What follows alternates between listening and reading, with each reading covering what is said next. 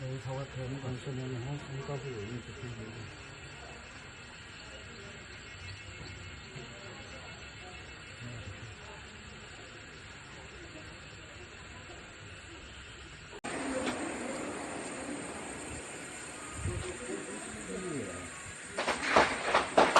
應該係。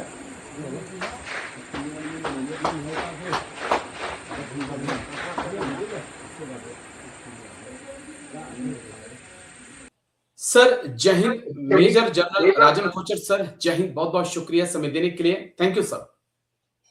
जय हिंद राजीव जी। अ- धन्यवाद आपने मुझे अपने चैनल। थैंक यू सर, आपने समय दिया। दरअसल बात जरूरी थी क्योंकि कल एक खबर आई कि मणिपुर के उखरूल में एक अम्बुश होता है जिसमें हमारे 2 असम राइफल के जवान शहीद हो जाते हैं और कुछ जवान हमारे जो हैं वो घायल भी हैं। कैसे मणिपुर के हालातों को देखें, कई बार मैंने और आपने बात की, लेकिन बात उस वक्त हो रही थी जब कुकी वर्सेस माइते था। आज हम देख रहे हैं कि कुकी वर्सेस नागा भी मणिपुर में हो चुका है और इस अम्बुश को लेकर NSCN-IM के ऊपर आरोप लगे, लेकिन आज सुबह तक उन्होंने इन आरोपों का खंडन कर दिया और कहा कि हमने ये अटैक नहीं किया है। ये जो मणिपुर के अंदर हालात बन रहे हैं और वक्त वक्त पे ये जो अम्बुश हो रहे हैं, खासकर मणिपुर में, नॉर्थ ईस्ट में, इसे हम कैसे देखते हैं? क्योंकि माना जाता है कि नॉर्थ ईस्ट का जो अम्बुश होता है उससे बचना बहुत मुश्किल होता है।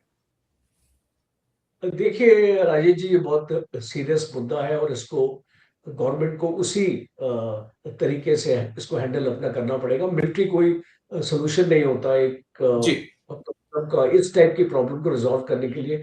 आपको एक टेम्पररी सोल्यूशन एक मिलिट्री आपको दे सकती है, आपके लॉ एंड ऑर्डर को रिस्टोर कर सकती है, एक ऐसा माहौल बना सकती है कि आप एक पीस टॉक्स में जा सकते हैं। बट अब ये मैं देख रहा हूँ ये प्रॉब्लम बढ़ती जा रही है बिकॉज पहले तो कुकीज थे, मैतीज थे, उनके बीच की बात हो रही थी।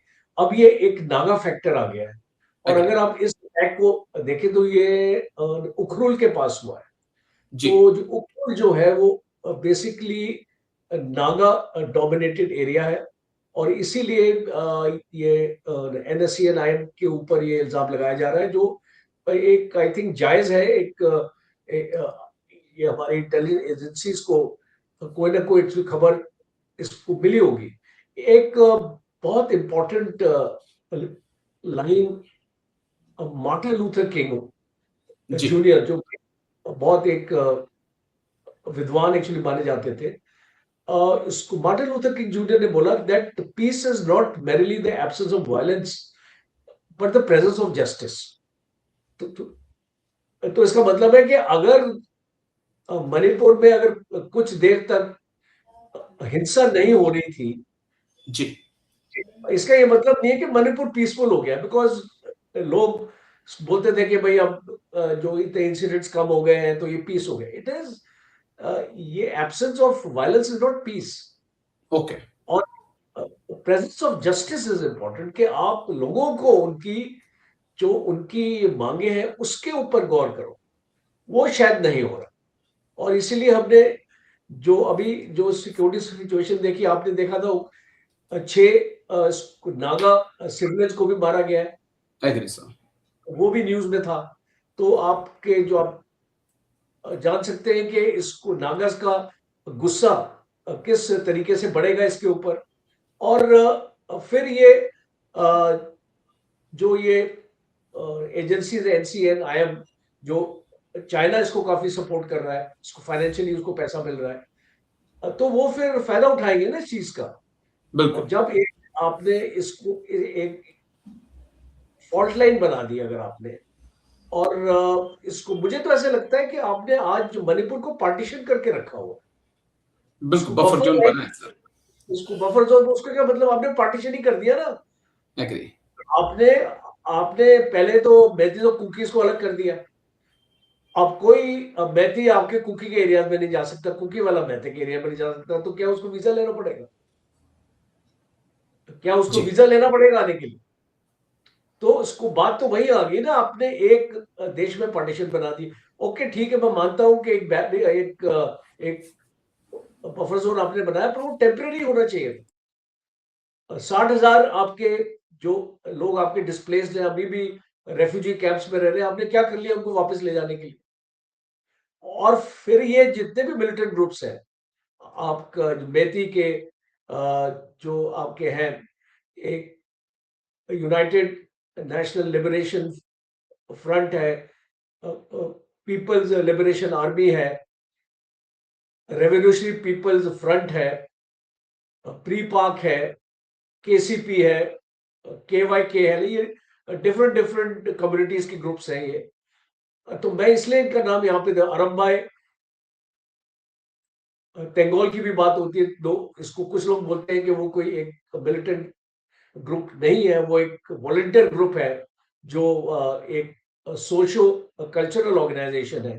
तो बट ये सब चीजें आपकी एक क्यों आ रही है सामने, और ऊपर से आपका Kuki national army, Kuki national organization की है नो, कुकी रेवोल्यूशनरी आर्मी, देखो ये आपकी फौजें बन गई हैं।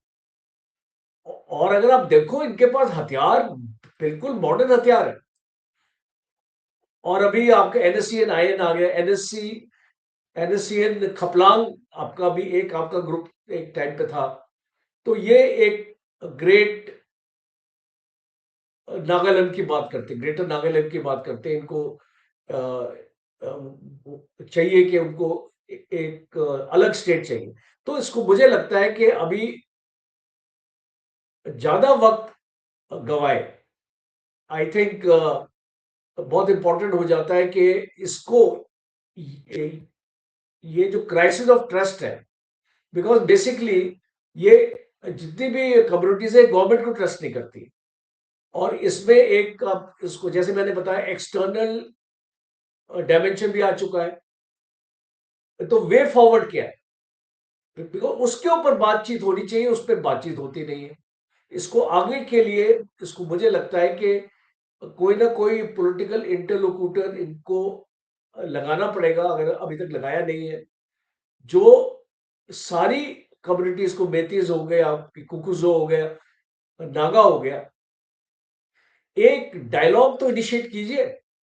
ओके, मैं मान सकता हूं, देखिए आप इसको ईरान और यूएसए के बीच में एक एमओयू हो गया, आप इसको यहां पर भी एक एमओयू बनाने की कोशिश की, बिकॉज वो एमओयू से ही आपके नेक्स्ट आपके एग्रीमेंट होगा। एक एक मेमोरेंडम ऑफ अंडरस्टैंडिंग आप अभी बनाओगे तो शायद ये चीज आगे बढ़ेगी। बिकॉज अगर आप ये चीज नहीं करोगे तो मुझे लगता है कि ये सिचुएशन आप इसको कंट्रोल नहीं कर पाओगे। और मेरा लास्ट पॉइंट ये है, आप नागास को अंडर एस्टिमेट मत करें, ओके, बिकॉज ये जो आपके नागाज हैं, ये आने वाले वक्त में आपके लिए प्रॉब्लम क्रिएट कर सकते, और ठीक इसीलिए है।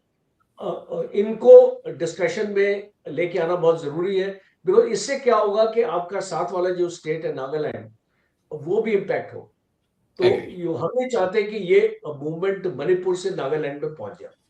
तो ये ठीक है सर। बहुत जरूरी होगा कि अभी गवर्नमेंट को इसके ऊपर एक प्रायोरिटाइज और एक सोच रख के एक सिचुएशन को रिस्टोर करने की जरूरत। ठीक है सर, बस